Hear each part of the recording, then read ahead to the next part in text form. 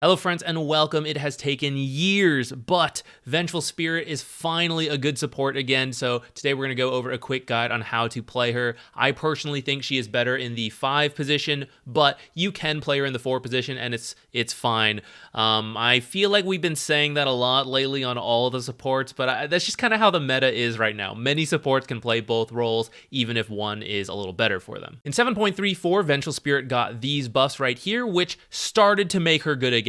In particular, this one right here. Wave of Terror reduces enemies' total attack damage, not the base attack damage, the total damage. So even if they buy a Divine Rapier, you can reduce that by 30%, which is a ton. So this gives her early game laning potential here, something she was always weak at. Now it is very difficult for many heroes to trade with her because she hits them with a Wave of Terror. She has reduced their armor, she has reduced their damage, and she did a little bit of magic damage as well from Wave of Terror. So now when you right-click trade, it goes her way, along with the fact that she's a universal hero, which actually happened in the previous patch. But that means when she buys Iron Branches and Circlets, things like that, she gets extra damage from it. So now her right-click trading is just a lot better with this new Wave of Terror. And in the late game, this 30% damage reduction is very powerful. And then in 7.34b, her stun got buffed. So before, 1.4 seconds was the max stun duration. Now you get that at level 1, which I know 1.4 seconds doesn't sound like the biggest stun in the world at level 1,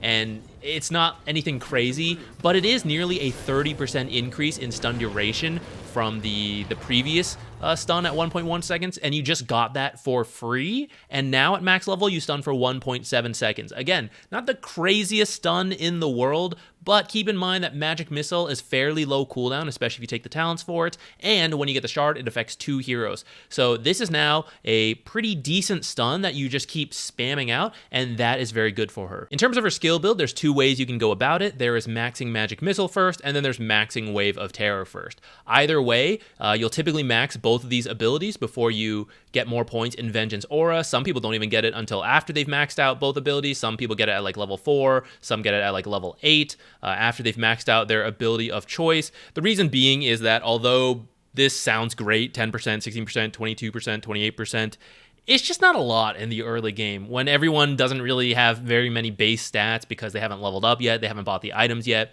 So in the early levels, this is not so good on support Venge. On core Venge, it's a little better to boost her own damage, but as support Venge, the value points in these abilities are much better. In terms of which one you want to max first, if you're not sure, I would say Magic Missile is probably safer because you are increasing the stun duration. You're getting a pretty nice magic damage nuke out of this. You'll never complain about having more stuns, and so you just kind of follow your team around and you're like, hey, I want to kill that guy, stun him. Oh, he's trying to kill me, stun him, and then you run away, you know? So I think this is pretty straightforward. If you're not sure, it's a good way to go. If the game has a lot of physical damage, you might want to consider Wave of Terror first. So on your team, you are going to provide more armor reduction, which is going to be really nice. And if it's the enemy team that has a lot of physical damage, then by increasing the amount of damage reduction you're doing up to 30%, when they try to run at your carry, run at you, and you Wave of Terror through multiple heroes, you're just reducing all of their damage output, their physical damage attacks, by 30%. And that can be really nice as long as it makes sense in that draft. So that's why I kind of look at the game, take your best pick. Either one can be very good, and even if it's suboptimal, honestly, like, it'll be fine. If there's a lot of magic damage dealers and you go Wave of Terror max, it's not the end of the world. So just kind of take your best bet. It's typically going to be one of these 2 abilities first. Sometimes after maxing one ability, people will max Venge Aura second, but it's pretty rare. And in a lot of your pub games, I'd say you don't really need to do that. Many carries are slow to join in on fights, and carries are the ones who will typically benefit the most from Vengeance Aura. If you think it makes sense, feel free to try it, but as a default rule, maxing Vengeance Aura last is fine. By this point, that's when your carries have a lot of stat items, they've leveled up a bunch, and now you're giving them a lot of value from this base damage bonus. Nether Swap is a great ultimate. I would take it every chance you get because you reduce the cooldown and increase the cast range. The damage reduction is nice, but I don't know, I just don't notice it as much, mainly because it's a 3-second duration, so maybe it's just harder to see, but I find the cast range in particular very, very nice. So I would always grab it, and if you're not sure, you can use it both to save allies or use it aggressively to kill the enemy. It's hard to say which one is better, but just try to figure out how do you win the fight. And if it's about, hey, my sniper needs to live, then you probably just need to protect sniper rather than bring people towards the sniper for him to kill. You just let him do his thing, and when they jump the sniper, you swap him even further back. But if they have a very key hero like Tinker, you got to get to Tinker, then probably swapping him into your team, that's pretty worthwhile. So every game is going to be different. I'll leave it up to you guys to try to like figure that out, but either way, more cast range, lower cooldown is going to be good for you. For her talents, I would always take this Magic Missile cast range at level 10. It just makes way more sense than swap damage. You're not really swapping people to do damage. You're swapping them into your team and your team kills them, or you're swapping an ally, in which case this doesn't do anything. Maybe if this also had a heal component, we would consider this more. The cast range just makes a lot more sense, and you're going to be able to stay further back in fights, which is really helpful because if you're next to your cores and you swap them, they don't really go anywhere, and then they're still going to die to the enemies chasing them. So you do want to be able to keep your distance in fights, and 125 Magic Missile cast range is going to help with that. At level 15, both of these talents are pretty good. If you're not sure, I would err on the side of this left talent because no one ever complains about having more low cooldown stuns, but if you don't need too many stuns and your team does a lot of physical damage, then this -4 Wave of Terror armor talent will be pretty nice. Both talents get picked a decent amount, so feel free to take whichever one you think is best in the game. At level 20, both talents get taken fairly often. I think more people choose Magic Missile damage because they like the damage, but I personally think in pub games, the swap cooldown is actually a little more powerful. Because people are not great about positioning in pub games, especially depending on your rank. So the more often you can either save your carries to keep going out of position, or get the enemy's carry killed, and then swap another person because your ult at this point is 15-second cooldown.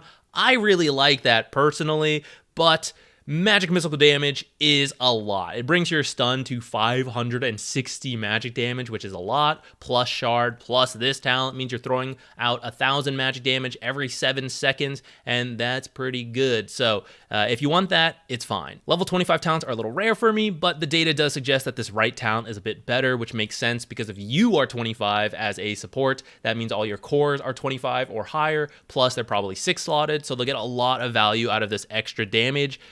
But I think the swap damage reduction can be good if you really need to emphasize saving teammates, then you might like this talent. For your itemization, keep in mind that you are looking to right-click trade a lot, so you'll see a lot of cheap stats in here as a universal hero, and even though I said your trading's pretty good with Wave of Terror, you are pretty short range, so you will take a decent amount of harass. 2 tangos. You don't have to start with 2, you can just get 1 to start if you want to do some other stuff, that's fine, but you're probably going to need to buy more regen, whether that's another set of tangos or a salve. Just keep that in mind. It's not that strange to have to buy more as Venge. But yeah, cheap stats are good. The blood grenade's good because you can start with the stun, Wave of Terror. It's so low cooldown that, hey, it looks good. Throw the blood grenade, they're slowed. Then you have another stun. So it's a really good kill combo. I'd get one just to start, even if you don't think you're going to need it right away. The health will give you some benefits until you use it. Sentries if you need it, and then feel free to change out the circlet with a iron stick if you want this. Your mana costs are not huge, so you don't usually need to start with mangoes, anything like that. The magic stick will kind of cover you throughout your laning stage as long as you're being a little careful with how you use them, but you won't typically have too many issues. Now, if the enemy is some melee hero that can't really fight you, you can go something like really greedy. Like I've seen people start with like 2 circlets and then remove the sentry or an iron branch just for maximum right-click damage. You can try that. I do think it's probably a little greedy, and a lot of us are not the best at positioning like the pros are, who are going to be super careful, always go for free trades. So I do think something like 2 sets of tangos, a stick, or a circlet, that's very safe for your pub games. Brown boots and a wand for your early game. Feel free to throw in like raindrops if you need them. Tranquil boots are a very safe pickup if you want.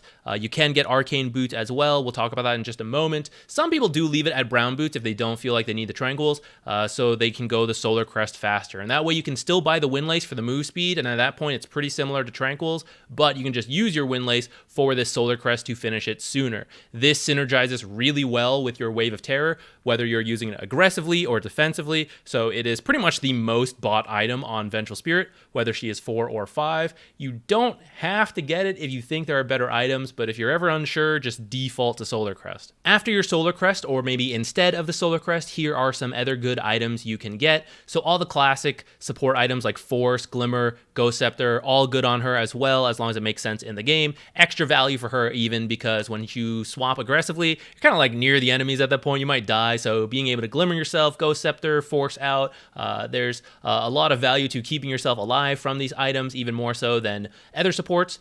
If swap is particularly good that game, you might consider an Aether Lens. I really like it in pubs. Like I said, I think people's positioning is really bad, so Aether Lens allows you to capitalize on that even more. But even at higher up levels, you might still see Aether Lens early if there is something like Chronosphere on the enemy team, Enigma Black Hole, and you want to swap people out of those abilities, or in the case of Enigma, you might even be able to swap him. So when swap is particularly good, consider Aether Lens, but it makes stun and Wave of Terror actually super long range as well, especially if you get like some neutral item cast range. So that's my favorite way to play. It's legitimately good in a smaller section of games, but I like it in quite a... I play it more than I should, but it's just a lot of fun in pubs. So that's my little spiel for my own personal build. Shard is good. I would try to get it from the 20-minute Tormentor first. It's usually not so good that you need to buy it right away at level 15 or anything. So I'd finish other stuff, the Solar Crest, see if you get it. If you don't get it, but you do think the stuns will be nice, then you can buy it after that. The Aghanims, I don't mind getting it after Solar Crest or maybe after some other items because it is good. Some people like to get it really fast, like Brown Boots Ags. I personally don't like that. I think the buildup is no good for a 5 who doesn't have the best farming speed. It is nice because it means you can cast your spells even when you die. So I think the value of it is when the enemy has really easy ways to kill you, death is pretty much unavoidable, then the Aghanims will help you get something out of being killed and then be able to use your spells. Or when you don't need these other items and you just want your spells more often, whether you're alive or dead, then that's what the Aghanims will do for you. I've never seen it as a first item, but mid to late game, Vlad's can be nice because it combos with your passive really well, so you just get this nice team fighting aura from your own ability plus this Vlad's. But you don't have to get it. It's not super common to see. I'd say the most like default build would be Solar Crest into maybe a Shard Ags, or replace this Shard with any of these support items like Glimmer, Force, Aether Lens. That's your most typical Venge build.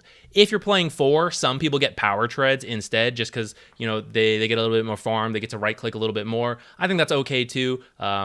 I like this Aether Lens, either build, it's fun. A couple things you may want to know about your abilities. Wave of Terror does provide flying vision, 350 radius around the projectile as it moves, so it's a great way to scout, to cancel blinks, and you can use it to de-ward high ground cliffs. If you played her before, you used to have to like stand away from the cliff and use it because it was kind of bugged at the front, but that seems to be fixed, so now you can kind of stand near the cliff and then just use W. And you see there, it does provide flying vision, so you can in fact see Monkey King in trees for a brief moment. Swap does not disjoint projectiles, so if something is flying towards you and you swap, it will just change directions and hit you. That does have a benefit though, where you can throw out stun on a target and then swap them sometimes, especially as your swap and stun range get longer with talents and abilities.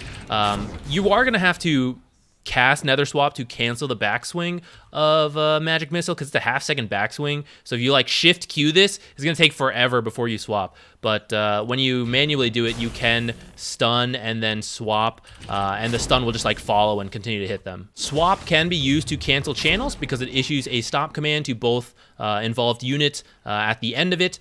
It also applies to teammates, so do not grief your own team canceling their channels. Only grief the enemy team canceling their channels. And if you're being griefed by a Venge on your team, come over here to the scoreboard, click the shared unit control options, toggle off help from the Venge. Swap will break trees around both targets, so you can use it to, you know, cut Monkey King's trees if you want. You can't swap with creeps, but you can swap with illusions, so that can be a way to save yourself without having to sacrifice one of your teammates, send them back, ask them to create illusions if they can, and you can swap the illusions. Don't forget that Nether Swap has damage reduction, and it's just straight damage reduction. Physical, magic, pure, whatever, it will reduce the damage by however much for 3 seconds. So earlier I said if you're next to your teammates and you swap, it doesn't do that much.